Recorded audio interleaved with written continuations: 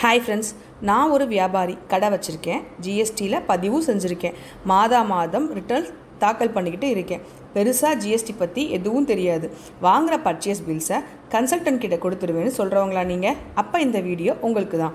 பேசிக்காக சிம்பிளாக சில விஷயங்களை தெரிஞ்சுக்கிட்டா இப்போ ஜிஎஸ்டி குறித்து வர பல நோட்டீஸை தவிர்க்கலாம்.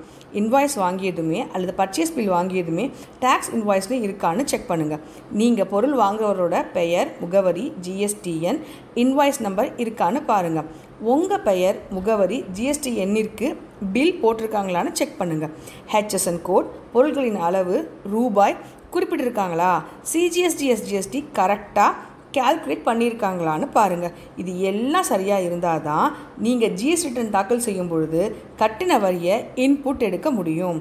இனி கொட்டேஷனை கொடுத்து இன்வாய்ஸ்னு யாராவது சொன்னால் திரும்ப கொடுத்து கரெக்ட் இன்வாய்ஸை கரெக்டாக கேட்டு வாங்குங்க. ஓகே.